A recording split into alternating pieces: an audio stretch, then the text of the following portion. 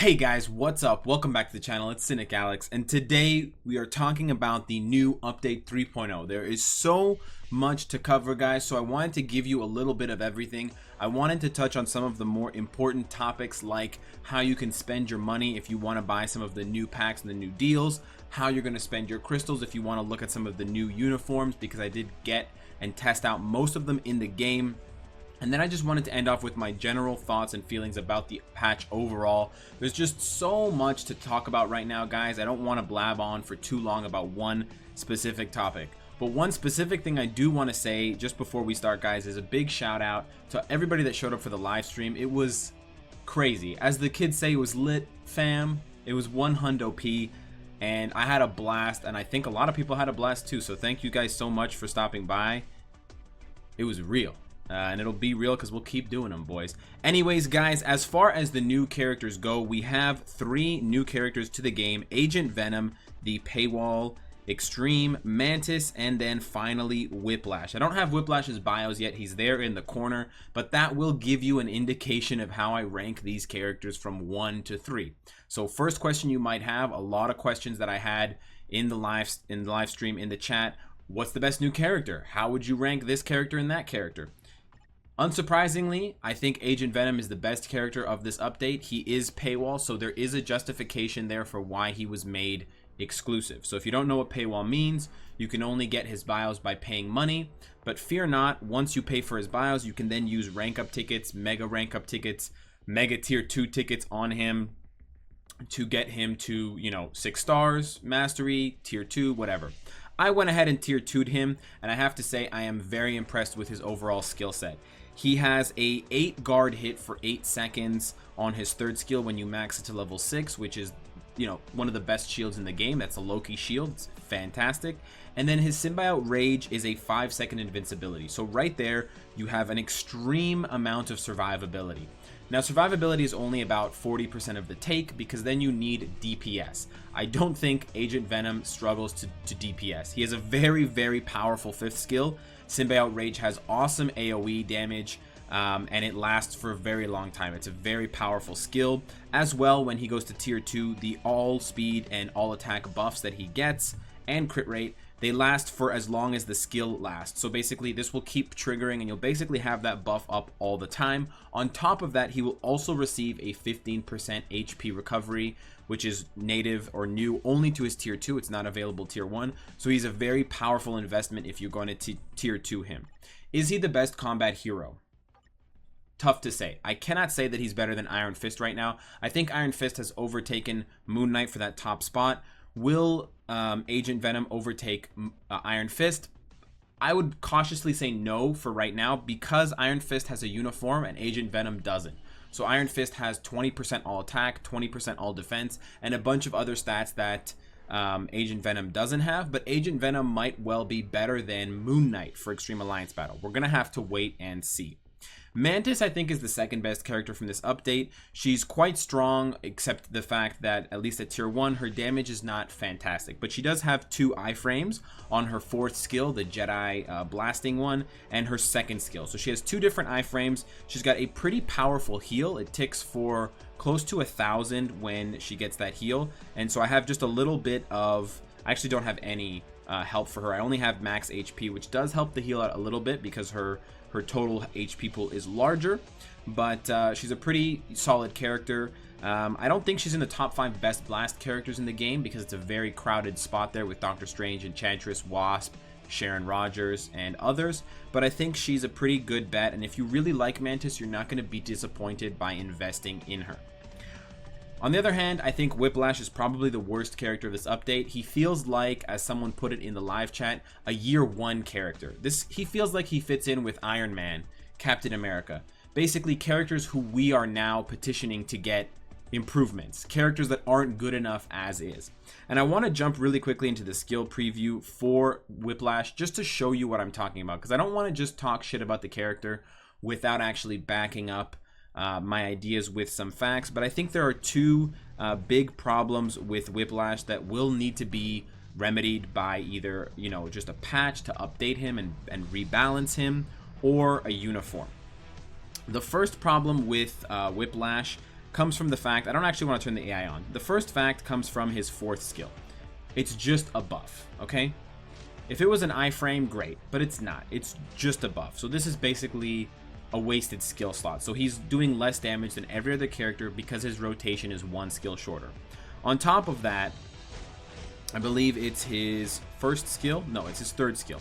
His 3rd skill is very long. So if we count that out, that's like what? 3 or 4 seconds of animation. And he's rooted the whole time. I can't move around. I can't do anything. And if I interrupt this skill, it's not doing any damage. So a skill that keeps you in place for 4 seconds and a skill that doesn't work as far as crowd control against world bosses, coupled with a 4th skill that's just a boost, means that Whiplash only has 3 skills, 5, 2, and 1, that he can use against world bosses or other opponents that can't be crowd controlled, like a timeline team that has Wasp, for example, because of the debuff removal. That basically means that Whiplash has about as many useful skills as Destroyer does, except Whiplash doesn't reflect energy damage like Destroyer does. He's in a pretty bad place as far as most of the game content is concerned. I would say that he's probably pretty good for Shadowland. He probably seems to be on a similar power level to someone like Lincoln. If he can chain stun with the 3rd skill, or if he can rotate the 3rd into another one and then back into the 3rd, he can probably lock down enemies. And because of his lightning damage, he can probably deal a lot of consecutive hits and, you know, scale his damage up with the proper leadership, potentially from Lincoln, because of the lightning damage on his skills. Even so, he's pretty useless otherwise, so I'm kind of disappointed in Whiplash. I'm pretty happy about Mantis, and I'm elated about Agent Venom. As far as the new uniforms go, guys, there are 5, but there is a pretty stark difference between a few of the uniforms that we have available to us to buy from the new list. So I think that one of the hottest ones that people are asking about is Baby Groot. I think this uniform is very good. It changes all of Baby Groot's skills. It gives him 2 iframes on his 5th skill and on his 1st or 2nd skill, I believe. And it gives him more DPS on his 4th skill, so he's a little bit more of a damage dealer, despite the fact that he's losing some stats because he's changing to speed. And then he has not 1 but 2 heals. Now the heals are harder to get because of the way the skills interact with the character model, but there's more healing overall. So I think actually he becomes tankier, even though he's a speed character and they have the lowest defensive stats, because of the iframes and because of the heal. So I think the Baby Groot uniform is very good. However, it's more good, or it's best for, or better for PvP. I don't really think it's going to change radically Groot's position in the PvE scene. He's not going to become a world boss slayer or anything like that, so I'm hesitant to say that it's the best uniform. However, I do think that Sharon Rogers' new uniform is fantastic. It also changes all of her skills around. A lot of people have been complaining that it changes her skills in a negative way, and it removes a lot of the power that the character had in terms of chaining iframes and her javelin blast, or in this case energy beam skill that has the 5 seconds of immunity. I can assure you guys that it's probably just the fact that we haven't had enough practice with the character. Her new skill animations are fantastic. They look beautiful. She has a lot more crowd control now because her 5th skill has this giant bubble or like black hole that pulls enemies in. And she has a lot more AoE damage on some of her skills. So I think that that makes the character very powerful. And not to mention the fact that Sharon Rogers is already a super powerful character. The bonus from the uniform is basically, you know, you can ignore that one. But overall, because she's such a powerful character in the meta already, and because so many people are convinced, or, you know, they're told your first tier 2 should be Sharon Rogers, this is pretty much a very good investment for you as long as you have the character, because she gets those stats, right? The 20% all attack, the 20% all defense. The required uniforms are a bit of a crapshoot because a lot of them are for characters that are underused. Not a lot of people are going to have Karnak's uniform.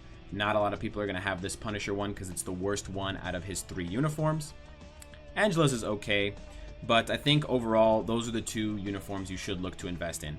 Unfortunately, I cannot speak well for the Guardians of the Galaxy uniforms. Despite the fact that they change around multiple skills, I don't think, for example, this one makes Star-Lord better. I think it makes his leadership better, and that might be good for Blast Hero or Blast Male Extreme Alliance battle, but that's about it. I don't think it's going to put Star-Lord into a top meta place. Same thing for Rocket Raccoon. He does get 1 iframe. He does get a better damage, relegation on his Ion Mine skill, because now it's 1 mine instead of 5, so you can do the damage a lot more consistently. But the character is still extremely squishy. He's hard to keep alive, hard to kite. The 5th skill with Groot doesn't heal him for enough. It's just still very awkward to play as Rocket Raccoon. Sadly, I'm not even going to consider buying Gamora's uniform, and that's because it doesn't change any of her skills. It doesn't give her any iframes. It literally just gives her 30% ignore dodge, or ignore defense. So the difference between this uniform and this uniform is just the ignore defense. I'm personally very disappointed in this uniform. I think that Netmarble should not have released this uniform in the current state that it's in now. I think if you pay for this uniform, you're wasting 750 crystals, and I think this is the biggest blemish on the update so far. Not having Drax, not having Yondu, not having Nebula, that can be understood. You know, maybe they're not as key to this update, maybe they're coming later on, but this is embarrassing. You guys released this, and it does nothing for the character. I'm a little bit upset. Finally, I wanted to jump over into the new mission shop in the store tab that you can find to potentially spend some money or crystals on certain items. And I wanted to give you guys my advice, because I don't want you guys to spend things hoping for a good result if they're not going to be beneficial to your account. So I still think that the Stark Stash is one of the best investments in the game. My stance on that has not changed. The 20 biometrics daily is still very valuable, especially for Carnage and Enchantress, and less so for people like Ironheart, Agent Venom, Kid Kaiju, and Clea. Still a pretty good deal overall, but I can understand why people may not be able to get it. Now, the Attendance 1 pack I originally thought was pretty good, but upon further inspection, it's actually pretty bad. If you're desperate for Chaos Nordstones, I guess it's okay, but otherwise, this is basically just a waste of time, because it gives you about the same amount of resources that you'd get from a Tier 2 ticket, but you have to wait for 20 days, and it still costs you 3,500 crystals. If this costs somewhere like 2,000 or 2,500 crystals, I could understand the fact that you have to wait, but the cost is the raw cost. You're not getting a deal or a discount here, so this daily attendance package is pretty bad. I think they need to bump this up. Maybe they need to add like daily gold, daily clear tickets. They need to make this juicier. Right now it's bare bones and it's not sexy. I would not buy it. I would stay away from it. This shield level 1 I think is good. I went ahead and bought it. It's a one-time purchase. You end up getting, I think, 4,400 crystals. You end up getting a mythic card. You get 2 obelisks, 1 legendary and 1 5-star. You get a 6-star ISO, and you get almost 1,000,000 gold. I think it's a pretty good deal, and you get a mega rank up ticket. I think it's a pretty good deal overall. It's similar to the VIP package that you get when you first log into the game, sometimes every day when you see the pop-up window. The difference being that it's worse if you're not at shield level 70 already. So I think if you're not yet at level 70, you should probably not purchase this. It's about $47 in my native currency. It might be more or less for you, but it could also be seen as an incentive. If you need something to push you to play the game and you need something to push you to grind from level 60 to level 70, this could be that significant motivator. I don't think if it's enough of a motivator, and you might very well spend your money more effectively through multiple biometric packages or multiple Stark Stashes, but it's not as bad as the daily attendance package. Finally, I want to talk about the drama with the energy recharge and the VIP status. So prior to this update, if you were a VIP, you would get a reduction in the energy recharge per day. So it starts at 24 hours at VIP 0, and it gets progressively shorter as you get up in VIP. I'm at VIP 10. I think that I was on a 15 or 16 hour recharge, so I could get 1.5 every day. So it was pretty good. Now it appears that for everyone, it's on a 24-hour clock. I went digging, and there's nowhere on any VIP package all the way up to VIP 20 that gives you that reduction for the energy recharge anymore. However, the chest recharge, which they're supposed to be on the same timer, is still available. So the hero chest doesn't show here, but when you click into it, it says that my next free hero chest will appear in 11 hours and 32 minutes. So that is still affected by the VIP bonus. Whether this was an intentional change by Netmarble or an accidental one. I'm not sure, but I do want to bring it to everyone's attention so you guys know, and hopefully if there are some devs that are watching or whatever, they can maybe fix that, because I think that's kind of bogus. To take away that which you already gave to VIPs is kind of shitty, and I don't think it's justified. I don't think it's that much energy to give away extra, and I think it's a really strong incentive for people to upgrade their VIP level, because it does make a difference if you're at a very high VIP level. Why we're getting the discount in time on the chests for biometrics but not on the energy is kind of beyond me. They didn't introduce any new game modes that require energy, so I don't understand the nerf. But anyways, guys, let me know what your thoughts are on the new update. Let me know how you're getting on with the new characters and the new content, how far you've gotten in World Boss Ultimate. If you want to see gameplay about the characters and stuff like that, you can check out the live stream that we did. We covered it pretty much in full, guys, but we will have another live stream for you guys to check that one out about 8 hours from the drop of this video. So if you want more game content, stick around for that, guys. We'll be back on YouTube. And of course, guys, if you like what you see, I hope to see you again tomorrow. Take care.